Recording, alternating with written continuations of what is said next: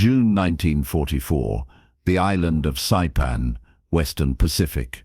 The air was heavy with smoke and the sour smell of burned coral.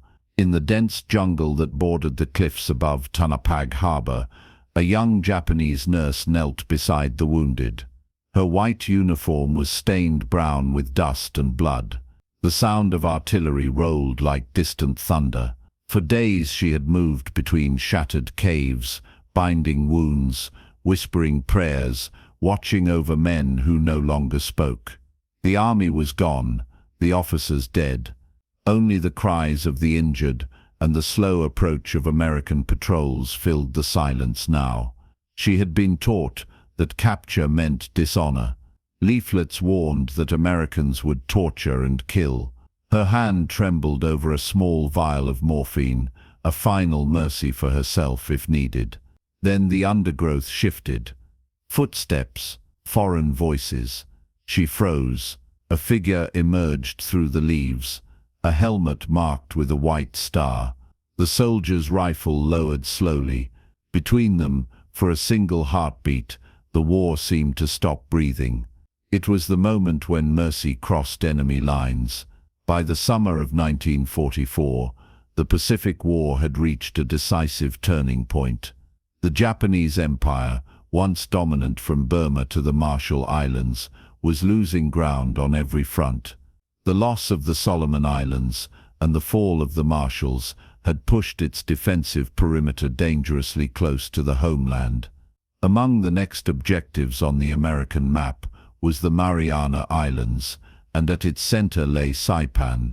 To the Imperial Japanese Command, Saipan was more than a military post. It was a stepping stone to Tokyo itself, only 1,200 miles from the Japanese mainland. Its capture would allow American B-29 bombers to strike the home islands for the first time. For that reason, Saipan was to be held at any cost. In Tokyo, the government ordered its commanders to prepare for decisive defense. Lieutenant General Yoshitsugu Saito, the island's commander, vowed that no Japanese soldier would surrender. Behind him stood Vice Admiral Nagumo Chuchik, hero of Pearl Harbor, now reduced to defending a shrinking perimeter with the remnants of his airmen and sailors turned infantry. On paper, the Japanese garrison numbered around 30,000 men, army troops, naval personnel, and a handful of nurses and medics, many barely trained for combat.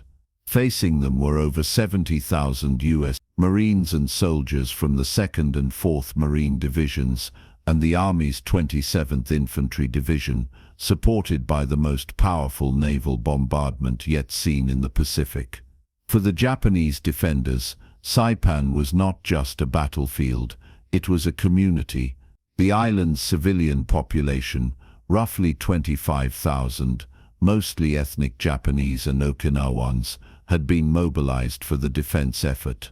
Women were trained as nurses, clerks, and even suicide bomb carriers. Many worked in field hospitals hidden in caves along the island's ridges. They were told that capture meant worse than death. Among them were members of the Japanese Army Nurse Corps and volunteer assistants from the Women's Patriotic Association. They were young, often in their early 20s, raised in schools where surrender was never spoken of. They carried small vials of morphine or grenades, symbols of honorable death. When the American assault began on June 15, 1944, the beaches of Saipan erupted in fire. Naval guns pounded the coast for 2 full days, turning coral sand into smoke and ash. Japanese artillery returned fire from hidden caves, but their positions were soon destroyed. By nightfall, thousands of defenders lay dead. Still, the surviving nurses and medics worked tirelessly, dragging the wounded into tunnels, using torn uniforms as bandages, boiling seawater for cleaning wounds. To the Americans, the resistance was fierce, almost fanatical. Units of Japanese soldiers launched suicidal night attacks, screaming "Tenno Hika Bonsai," as they charged into machine gun fire. To the Japanese civilians watching from the hills, it was proof of loyalty. To the nurses tending to shattered bodies, it was horror. By late June, as U.S. forces pushed inland toward Mount Tapatoca, the island's central high ground, the Japanese defensive line collapsed. Communications failed, hospitals were overrun, caves became tombs. Reports from captured civilians revealed the growing desperation: food gone, medicine gone, wounded left behind. The nurse at the center of this story, one of hundreds, had been serving under the 136th Infantry Regiment's medical unit. She had arrived on Saipan months earlier, believing in the Empire's promise of honor and protection. By the final week of June, she was caring for dozens of wounded men in a limestone cave near the northern cliffs. The air was foul, the heat unbearable. Outside, the world had narrowed to the thunder of American mortars and the cries of the dying. At that point, surrender still meant unthinkable shame. Japanese propaganda had assured that American soldiers would torture and mutilate captives. Mothers were told to kill their children rather than fall into enemy hands. The nurse, like many others, carried this terror inside her as a final truth. But reality was beginning to break through. From the jungle valleys below, voices sometimes echoed, Americans calling for civilians to come forward, promising safety, food, water. Leaflets fluttered in the wind, printed in Japanese, urging surrender and guaranteeing humane treatment. Few believed them. Fear was stronger than faith. Still, small acts of survival began to defy command. Civilians emerged from caves under white flags. Wounded soldiers whispered prayers for mercy. The nurse continued her work, caught between duty and doubt, waiting for the inevitable moment when the front would reach her hidden ward. And soon it did, carried not by the sound of battle, but by the unexpected footsteps of men who came not to kill, but to help. At dawn on June 27, 1944, the battle for Saipan had become a slow-motion collapse. Marines were closing from the south, the Army's 27th Infantry from the east, and naval guns ringed the coastline in a constant rhythmic bombardment. For the Japanese defenders, every hill became a last stand. For the civilians hiding among them, every explosion brought a choice between flight and death. The island's hospitals, many dug into coral caves, were overwhelmed. Medical units worked by the light of kerosene lamps, their supplies long exhausted. Field nurses cut bandages from their own clothing.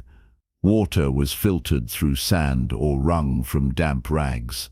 The wounded begged for morphine that no longer existed.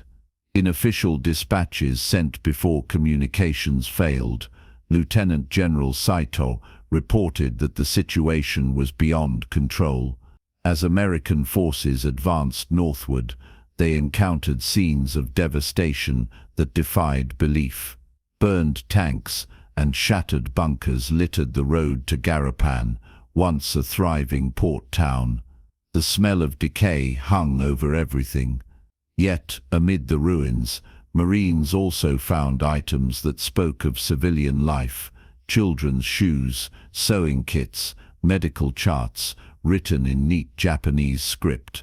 They realized that Saipan was not just a fortress, it was a community caught in annihilation.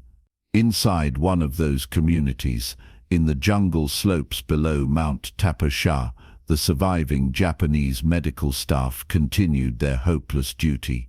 The nurse whose story anchors this documentary was stationed in a limestone chamber that had become both hospital and shelter. Around her, dozens of soldiers lay in silence, some blinded, some burned beyond recognition. She kept records until the paper ran out, then scratched names onto strips of cloth. Outside, the concussions from naval shells shook dust from the ceiling. By early July, The American line had driven the last organized Japanese defense into a pocket on the island's northern tip near Mapi Point, a place later called Suicide Cliff. Here, both military and civilian refugees gathered for what they believed would be their final act. Commanders distributed grenades among families. Leaflets urging surrender were ignored or burned. "Better to die as Japanese than live as slaves," broadcast loudspeakers repeated. American interpreters used captured radios to plead for calm. "You will be treated with kindness," they shouted through loud hailers in halting Japanese. "Bring your children. Bring the wounded." The nurse heard these messages faintly through the roar of the sea and the distant gunfire. She wanted to believe them, yet every lesson of her training screamed that capture was shame worse than death. On July 7th, in one of the war's largest banzai charges, over 3,000 Japanese soldiers and civilians rushed the American perimeter in a final suicidal assault. The attack shattered entire Marine companies before collapsing under concentrated fire. When the smoke cleared, the hillside was carpeted with bodies. It was the last organized resistance on Saipan. The nurse survived only because she had remained with the wounded deep inside the caves. In the aftermath, isolated groups wandered the jungles, some delirious, some hiding, some searching for family. American patrols began the grim task of clearing caves one by one, using loudspeakers and interpreters to coax out survivors. Those who surrendered were astonished to be given water and medical treatment instead of execution. Official U.S. Army records note that by mid-July, more than 1,000 Japanese civilians and several dozen nurses were taken alive from the northern sector. Many were malnourished and suffering from tropical infections. American medics set up emergency stations to treat them, an effort supervised by the 4th Marine Division's field hospital. It was here, amid the chaos of rescue and ruin, that the encounter central to this story unfolded. The nurse, exhausted and dehydrated, remained with 2 dying soldiers in a small jungle hollow. She had no bandages left, no medicine, only duty. When American scouts approached, she expected the end. Instead, they knelt beside her and offered a canteen. What happened next would not appear in any combat report, yet it was remembered in diaries, letters and post-war testimony, a moment when compassion broke through the hatred that had consumed both sides. This, then, is the setting for the turning point on Saipan, an island of death, where for a fleeting instant humanity re-emerged through the hands of those sworn to be enemies. For those who lived through the Battle of Saipan, survival was not merely a physical act, it was psychological endurance tested to its limit. The Japanese nurse, like thousands of others, carried within her the legacy of a system built on obedience and sacrifice. From childhood, she had been taught that surrender was unthinkable, that death in service of the emperor was the purest form of honor. The concept of compassion toward the enemy had been erased long before the war began. This mindset had shaped Japan's military doctrine. Soldiers and civilians alike were molded by the Bushido Code, a centuries-old warrior ethic transformed under modern nationalism. Where Bushido once emphasized loyalty and virtue, wartime propaganda twisted it into a creed of self-destruction. To be captured was to lose one's humanity, to die fighting was to transcend it. Nurses, though trained to save lives, were not exempt from this ideology. They were taught to prepare the wounded for death rather than surrender. In contrast, the American soldiers who landed on Saipan were driven by a different moral framework. To them, survival was duty. They fought to win, not to die. Their training emphasized teamwork, initiative, and the value of human life, including, in theory, that of the enemy once the battle ended. For the young Marines and medics who entered the caves after combat, the war's brutality had already hardened them. Yet even they were not immune to the shock of what they found. Families huddled in darkness, nurses clutching wounded men, the stench of death thick in the air. The meeting between conqueror and conquered became a psychological mirror. On one side, fear rooted in propaganda and trauma. On the other, curiosity and pity mixed with suspicion. The Japanese prisoners expected cruelty. The Americans expected treachery. But in the space between those expectations, something human began to surface. Accounts from US medics and chaplains described the same pattern repeatedly. When they entered a cave, they called out in Japanese through interpreters, "We will not harm you. Come out slowly. You will receive food and water." At first, there was silence. Then, from the shadows, a cry, a child, a whisper, a figure emerging, trembling. Once outside, they were given water, blankets, chocolate, and cigarettes.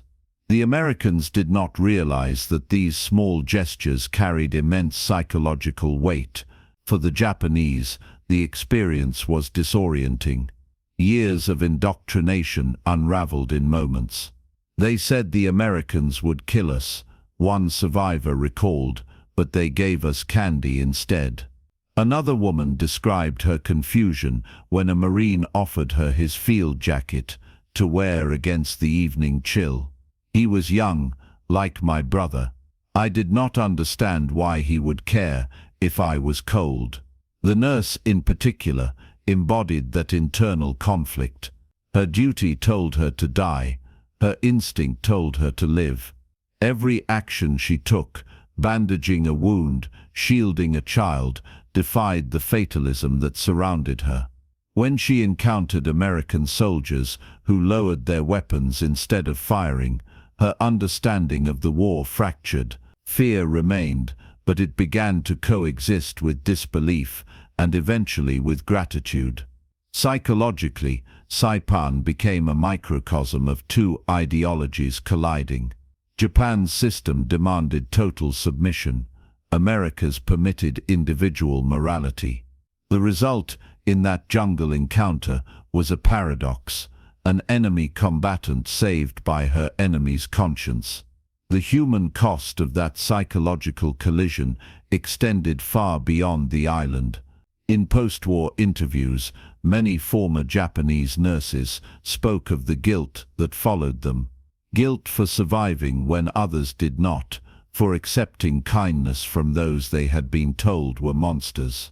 Some refused to speak at all, fearing judgment in a society that still regarded capture as shameful. Others, in rare moments of courage, testified that the experience of mercy had changed their view of the world. For the Americans, the memories were no less haunting. Soldiers who had fought through Tarawa and Guadalcanal described Saipan as the battle that first forced them to see the enemy as human. The sight of women and children dying alongside soldiers left scars that lasted decades. It reminded them that victory could also carry sorrow. At the heart of these testimonies lies one undeniable truth: war reshapes morality.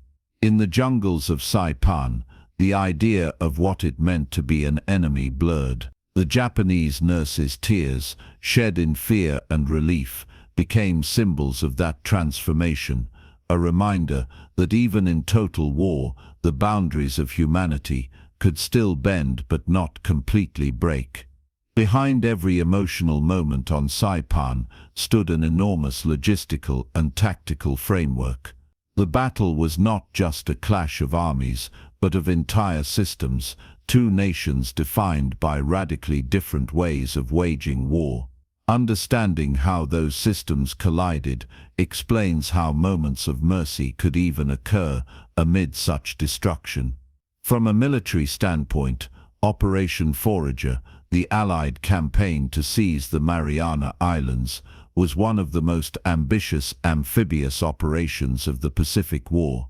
It required the coordination of more than 500 naval vessels, 127,000 troops, and an intricate supply chain stretching from Hawaii to the Central Pacific. Every shell fired, every ration delivered, was part of an industrial rhythm that defined American warfare. Logistics was not glamorous, but it was decisive. In contrast, the Japanese defense of Saipan was defined by scarcity and desperation. Supplies had been stockpiled months earlier, but Allied submarine warfare had strangled Japan's shipping routes. By the time the invasion began, rations were already being halved. Medical units relied on improvised equipment, sterilizing scalpels over candles, using shredded uniforms as bandages. Japanese medicine on Saipan was heroic in effort, but unsustainable in practice. This imbalance created the backdrop for the encounter between the nurse and the American soldiers. The U.S. field medical system was a marvel of organization. Each division carried its own field hospitals, surgical teams, and evacuation routes linked to hospital ships waiting offshore. Every casualty, whether Marine or enemy, passed through a chain of treatment designed for efficiency and survival. By mid-June 1944, American medics had treated not only their wounded, but hundreds of Japanese prisoners and civilians. The Geneva Convention required it, but there was more than obligation at play. It was a reflection of doctrine. The U.S. Army Medical Department saw humanitarian care as an extension of morale. Saving lives, even enemy lives, reinforced the soldiers' belief in their cause. In tactical terms, this approach served another purpose. By treating Japanese prisoners well, the Americans hoped to encourage surrender and weaken resistance. Leaflets dropped over the island promised medical attention and food to those who gave up fighting. Psychological warfare teams recorded surrender appeals from captured officers, broadcasting them through loudspeakers day and night. The campaign was partly strategic, partly moral, a blend of compassion and calculation. For the Japanese, this was incomprehensible. Their code of conduct viewed such messages as deceit, yet, as exhaustion deepened and bodies piled higher, even the most indoctrinated soldiers began to doubt. The medical staff, nurses, orderlies, and doctors were among the first to feel that doubt. They saw what total defeat looked like. They saw the wounded who could not be saved.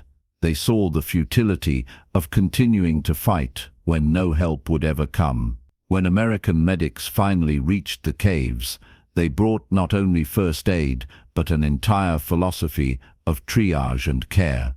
Eyewitnesses described the surreal scene: Japanese nurses, trembling, watching as U.S. corpsmen applied tourniquets and morphine to enemy soldiers.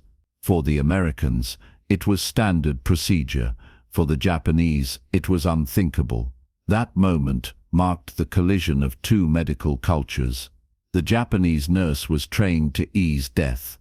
The American medic was trained to prevent it. Where she saw inevitability, he saw responsibility. And that difference in perspective, that refusal to accept death as honor, became a silent lesson that would resonate long after the battle ended. Humanitarianism, however, came at a cost. The task of rescuing survivors on Saipan was exhausting and dangerous. Booby-trapped caves, sudden sniper fire, and unexploded grenades turned every rescue into a gamble. American medics often advanced unarmed, carrying stretchers or canteens, risking ambush for the sake of compassion. Some never returned. Still, they persisted. Within weeks, thousands of Japanese civilians received food and medical care under U.S. supervision. Children were vaccinated. The wounded were evacuated to hospital ships like the U.S. Bountiful, where doctors treated enemy patients beside American casualties. Photographs from that summer show scenes almost impossible to believe, smiling nurses in white uniforms, tending to men who weeks earlier had fought to kill them. The logistics of mercy mirrored the logistics of war, organized, methodical, relentless. Where one system had destroyed, the other rebuilt. And within that framework, the simple act of an American soldier offering water to a frightened Japanese nurse gained deeper meaning. It was not an accident. It was the product of a civilization that even in victory chose restraint. By July 1944, Saipan was a graveyard, but also a crossroads. For the first time in the Pacific, the Japanese had seen the enemy's true face, not through propaganda, but through actions. And for the Americans, it was a reminder that even total victory demanded conscience. The stage was now set for the moment that would define both sides, when war's cruelty gave way, if only briefly, to the quiet persistence of mercy. By early July, the fighting on Saipan had dissolved into chaos. The island's ridges were torn open by artillery, and the jungle canopy hung heavy with smoke. The Americans had reached the northern cliffs. What remained of the Japanese forces was fragmented, scattered, and desperate. Amid that ruin, a single moment of mercy was about to break through the noise of annihilation. The nurse had been hiding for 2 days in a narrow hollow carved by shellfire near the edge of Mapi Point. Around her lay 2 wounded men, both beyond help. One had lost a leg, the other no longer spoke. Their uniforms were stiff with salt and blood. She had spent the night fanning flies away, whispering comfort they could no longer hear. Her medical bag was empty. Her canteen held only a mouthful of brackish water. When the sun rose that morning, she heard voices, distant, foreign, deliberate. They came closer, punctuated by the metallic click of rifles and the rustle of boots through brush. American patrols were sweeping the jungle, searching for survivors, clearing the last resistance. She pressed herself against the rock, clutching the small morphine syringe that was to be her final defense. The stories she had been told flooded back.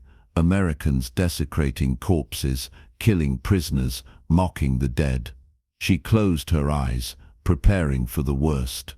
Then a voice called out, slow, careful Japanese, broken but recognizable. "Come out. Don't be afraid. We will help you." It was a Nisei interpreter, a second-generation Japanese-American serving with the U.S. Army's Military Intelligence Service. These men had been attached to Marine and Army units throughout the Pacific, translating surrender appeals and interrogating prisoners. Their presence often made the difference between massacre and mercy. The nurse hesitated. She looked down at the men beside her, motionless still. She whispered a farewell and rose slowly, hands raised, her body trembling. Through the ferns, 3 American soldiers appeared. Their uniforms were covered in mud, their faces drawn from exhaustion. One carried a rifle loosely, another held a canteen. When they saw her, a young woman in a torn white uniform, face streaked with dirt, they froze. For a moment, no one moved. The jungle was utterly silent, broken only by the distant crash of waves against the cliffs. Then the one with the canteen stepped forward. He asked, gesturing. She didn't understand the word, but she understood the motion. He extended the canteen slowly, placing it on the ground between them. She stared at it, afraid it might be a trick. The interpreter repeated softly in Japanese, "You can drink. It's all right." When she lifted it to her lips, the taste of clean water shocked her senses. Her throat constricted, and she began to cry, not loud sobs, but the trembling release of someone whose strength had finally broken. The Americans lowered their weapons. One of them knelt, signaling that she sit down. They led her out of the thicket carefully, past the bodies of soldiers who had died clutching grenades. past wrecked machine guns and burnt trees. Each step felt unreal. Every instinct told her this mercy should not exist, yet it did. Nearby, other patrols were rescuing civilians from caves. Mothers clutching children emerged blinking into the light. Soldiers wounded beyond recognition, carried out on stretchers. The Americans distributed water and rations, offering chocolate bars to the children. The nurse watched as tiny hands reached out eagerly, as laughter, hesitant at first, replaced the sound of weeping. A Marine field medic examined her trembling hands, saw the blood beneath her fingernails, and realized she had been tending others. He gestured toward his pack, pulled out a clean bandage, and wrapped her wrist where shrapnel had grazed the skin. "Nurse?" he asked. She nodded. He smiled. That fleeting exchange, unrecorded in any official report, became one of hundreds of similar encounters during the closing days of Saipan. American war correspondents later wrote of women who expected death and instead found water. Army medical officers described the shock of treating Japanese patients who could not comprehend kindness. For the nurse, the moment was both salvation and revelation. She had lived through weeks of horror, believing that mercy had no place in war. Now, surrounded by enemies who offered her food instead of bullets, she understood that defeat did not always mean disgrace. As she was escorted toward the temporary aid station on the beach, she passed rows of captured soldiers lying under canvas sheets. American medics moved from one to the next with clinical efficiency, dressing wounds without distinction of uniform. The nurse recognized the smell of antiseptic, the rhythm of triage, the language of medicine, a language older than any nation. That evening, as she sat beneath a makeshift tent, an interpreter brought her a cup of warm broth. She whispered a thank you, her first words to the enemy. Nearby, a chaplain read from a small Bible over the dead, both Japanese and American alike. The island was quiet for the first time in 3 weeks. Smoke drifted out to sea, carrying with it the last echoes of the battle. The nurse wept silently, not from grief or fear, but from the strange, unbearable relief of being allowed to live. It was a single act of mercy among thousands of acts of destruction, but in the aftermath of Saipan, it stood as proof that even amid the collapse of empires, humanity could survive in the simplest gesture, the offer of water, the lowering of a weapon, the choice not to hate. The war, however, was far from over. For those who survived Saipan, new battles awaited, not of guns and shells but of memory and meaning. In the days following the island's capture, the shattered landscape of Saipan transformed into something unrecognizable. The battle was officially over, yet the island still groaned under the weight of its dead. The coral earth, scorched by weeks of shelling, was scattered with burned vehicles, helmets, and the remnants of a lost empire. But amid that ruin, a different kind of movement began, quiet, deliberate, and profoundly human. American medics worked through the ruins, searching caves and ravines for anyone who might still be alive. They carried stretchers, not rifles. The gunfire that had once filled the air was replaced by the murmured rhythm of medical orders and the sound of water poured from canteens into dry mouths. The men were exhausted but resolute. Mercy now was their mission. The nurse was among those found and taken to the improvised field hospital set up near Sharon Canoa Beach. The structure was little more than a canvas tent stretched across bamboo poles, yet it stood as an island of order in a sea of chaos. Inside, rows of stretchers bore wounded Americans and Japanese alike. The faint hum of generators powered a single electric lamp that cast long shadows across the room. The Americans treated the Japanese without distinction. To the nurse, it was incomprehensible. She had seen her own doctors abandon the gravely wounded in caves, leaving them grenades for honorable death. Now she watched as enemy surgeons knelt beside Japanese soldiers, suturing their wounds, administering plasma, murmuring calm reassurances in a language she did not understand.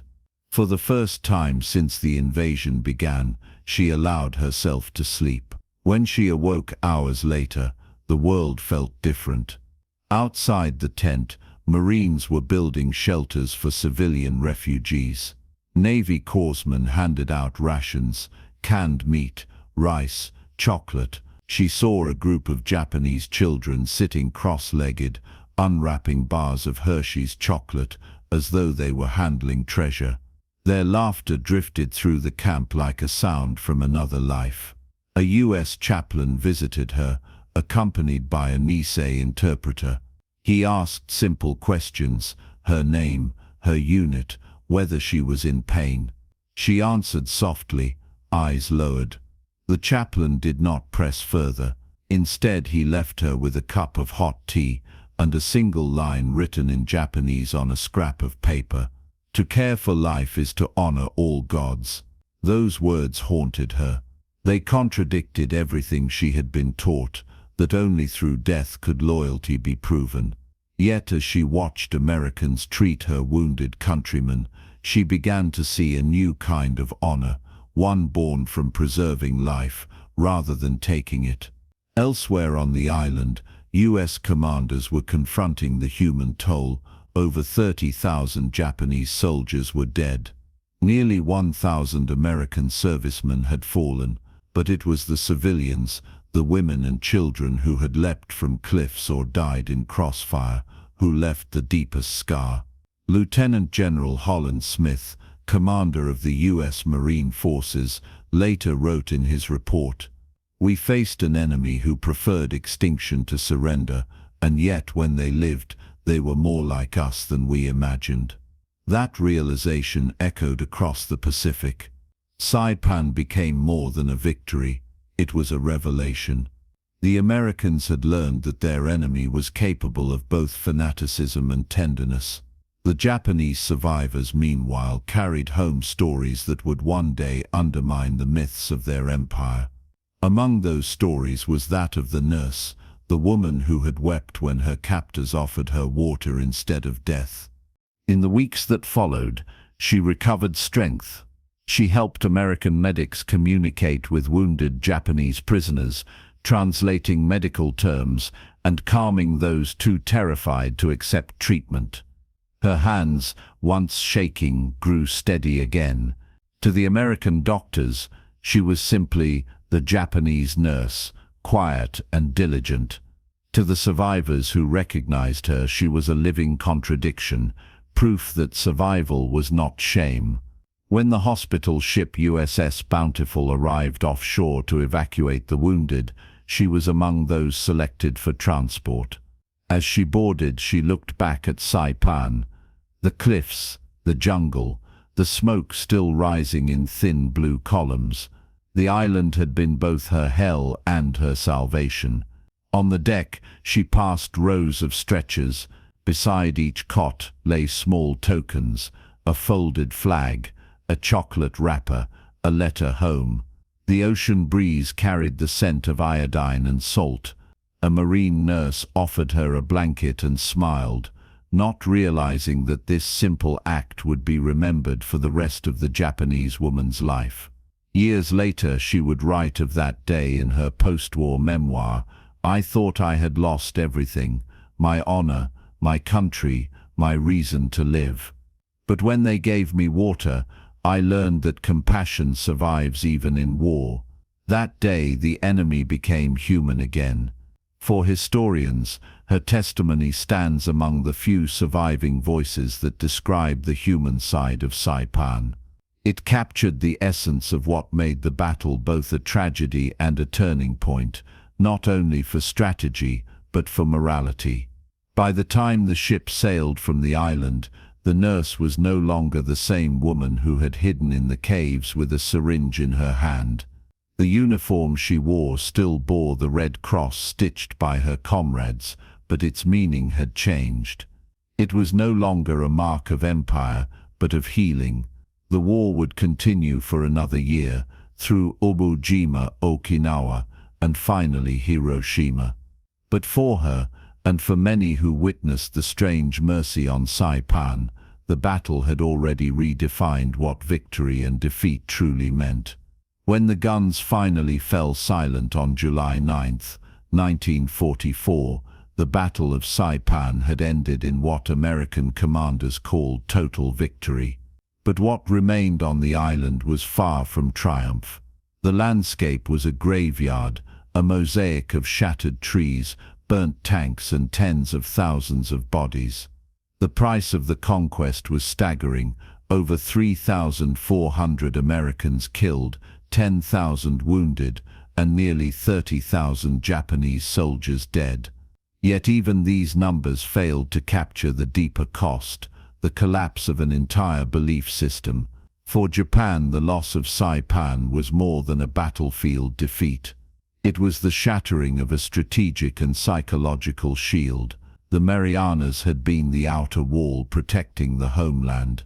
From Saipan's airfields, the U.S. Army Air Forces could now launch B-29 superfortresses directly toward Tokyo. Within weeks of the island's capture, the first bombers began testing the routes that would later carry destruction to Japan's cities. News of Saipan's fall reached Tokyo with the force of an earthquake. The Imperial General Headquarters censored the true extent of the disaster, but word spread nonetheless. Civilians whispered that the Americans would soon come for the homeland itself. Prime Minister Hideki Tojo, the face of Japan's wartime leadership, was forced to resign less than 2 weeks later. The empire that had once promised endless victory was now facing its own mortality. On the island, American troops turned from conquest to reconstruction. They built temporary hospitals, clean water systems, and supply stations for the thousands of Japanese civilians who had survived. The U.S. Navy's civil affairs units worked alongside Marine engineers to restore order. They cleared mines, buried the dead, and began the slow process of transforming a battlefield into a refuge. Among the survivors assisting them was the Japanese nurse. Her uniform had been replaced by a simple khaki dress. She worked under American supervision, tending to wounded countrymen and frightened children. She found herself translating between languages, between two worlds. Her duties were practical: cleaning wounds, distributing rations, calming the dying. Yet each act felt like penance, a quiet reconciliation between past and present. The Americans noticed her diligence. She neither smiled nor flinched, but her composure carried weight. To them she represented something rare, the enemy transformed by compassion. To her, the Americans' patience was a mystery that slowly unfolded. No one mocked her accent or her past. No one demanded loyalty. They expected only work and offered dignity in return. She was not alone. Dozens of Japanese nurses were discovered across the island, many half-starved, some barely alive. U.S. medical officers reported that these women often broke down when given real food, unable to comprehend that their captors would feed them before themselves. In camp records, they were listed simply as recovered enemy medical personnel, a bureaucratic label for stories of human endurance. As the weeks passed, Saipan became a base of operations for further campaigns: Tinian, Guam, and later Iwo Jima. Cargo planes landed on the rebuilt airfields, bringing supplies for future invasions. But the camp hospitals remained full. Survivors, both Japanese and American, lived side by side, separated by language but united by trauma. The nurse often watched as American soldiers came to visit the graves of their fallen. They left flowers, photographs, or letters folded neatly beneath wooden crosses. One afternoon she followed at a distance, standing before a row of markers labeled "Only Unknown." In that silence, she realized that grief had no nationality. The same pain that filled Japanese mothers' hearts also lived in these American men. In late August, she was transferred to a holding camp for repatriation. There she met a Red Cross representative, a woman from Switzerland who documented prisoner welfare. When asked what message she wanted sent home, the nurse paused and said only, "Tell them the Americans were not as we were told." It was a small sentence, but in that moment it carried the weight of everything Saipan had destroyed and everything it had revealed. Saipan's battlefield would one day become part of tourist maps and military textbooks. But for those who lived through it, soldiers, civilians, nurses, it remained a scar on memory. For the nurse who had once wept in the jungle, it became the beginning of a new understanding that war could erase nations, but not the instinct to save. By the autumn of 1944, the island of Saipan had changed from a battlefield into a crossroads of memory. The Americans were already moving on, but the people left behind, the civilians, the prisoners, and the wounded, carried invisible wounds that would take a lifetime to heal. The nurse remained on the island through the first repatriation program that began late that year. American officers and Red Cross representatives documented every surviving Japanese civilian, registering names, medical conditions, and family ties. The nurse helped with this work, translating and guiding frightened women and children who still refused to speak to their captors. She understood their fear. She had once shared it. But she also knew that the men in American uniforms were not the monsters she had imagined. When her turn came to leave, she boarded a transport ship bound for Yokohama. The voyage was quiet, the decks lined with refugees staring into the sea. Japan's coast appeared days later, grey and scarred from air raids. The nurse stepped onto the dock with mixed emotions, relief, sorrow, and a quiet dread of what awaited her. Home was not what she remembered. Cities lay in ruins, ration lines stretched for blocks, and the people who greeted her did so with wary curiosity. She was alive when so many were dead. That, in post-war Japan, was its own burden. To survive as a prisoner, no matter how nobly, was still seen by many as a mark of shame. She said little about her captivity. Instead, she resumed nursing at a small hospital in Tokyo, caring for wounded civilians from the continuing air raids. Her colleagues sometimes whispered about the time she had spent with the enemy. She answered only that they had saved her life. In time, even that explanation fell silent. It was not until years later, after the war had ended and Japan had begun its long recovery, that she told her story publicly. In 1953, during a peace exchange program organized by the International Red Cross, she gave a short testimony about her experience on Saipan. Her words were simple: "I learned that kindness can exist even in war. The man who gave me water saved more than my life. He saved my faith in people." That line was reprinted in several Japanese newspapers, sparking quiet controversy. Some nationalists condemned her as sentimental, a woman who had forgotten her duty to the fallen, but others saw her as a symbol of transformation, a voice that dared to bridge the moral chasm between enemies. To a generation emerging from defeat, her story carried a new lesson: honor could be rebuilt through compassion. In the United States, few knew her name, but among veterans of the 4th Marine Division and the Army's 27th Infantry, her memory lived on in letters and reunions. Medics who had served on Saipan recalled her not as a captive, but as a colleague. She never asked for anything. One corpsman wrote years later, "She just worked, as if saving people was her way of forgiving the world." As time passed, Saipan itself became a place of pilgrimage. American and Japanese delegations returned to dedicate memorials on the cliffs of Mapi Point, where thousands had died. White doves were released over the sea. Survivors from both nations stood side by side, their silence saying more than speeches ever could. Among them, elderly nurses placed flowers at the base of a marble cross, whispering prayers for all who had perished, friend and foe alike.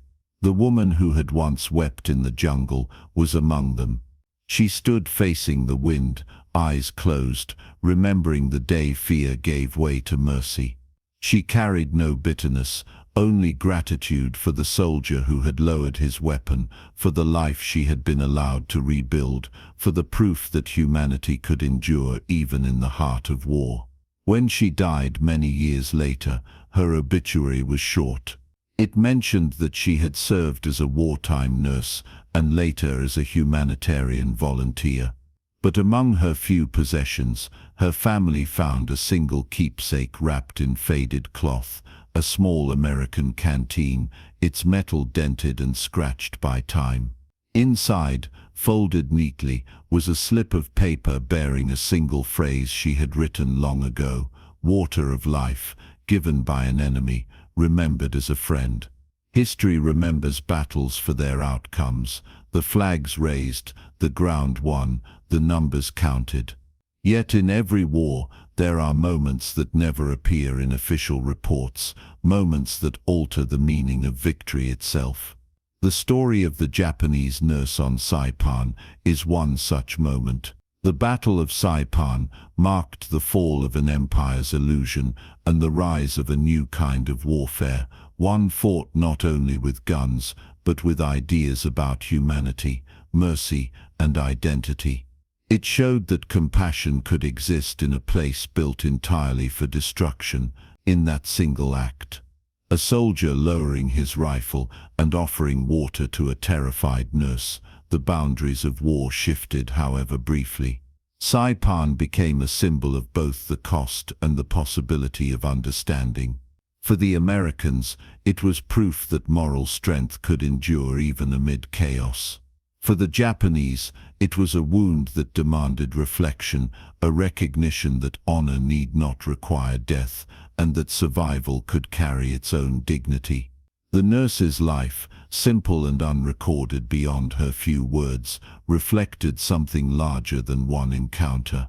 She became part of a quiet lineage of witnesses, people who carried across decades the proof that even in total war, the human heart could defy orders. Her tears, once shed in terror, came to represent something more enduring, the capacity to rebuild empathy where ideology had burned it away. Today the cliffs of Saipan stand silent beneath tropical winds. Grass covers the scars of trenches, coral reefs hide the rusting remains of ships. Yet the story endures, passed between historians, veterans and travelers who visit the memorials by the sea. It endures because it reminds us that history is not only made by those who command armies, but by those who choose compassion when everything demands cruelty.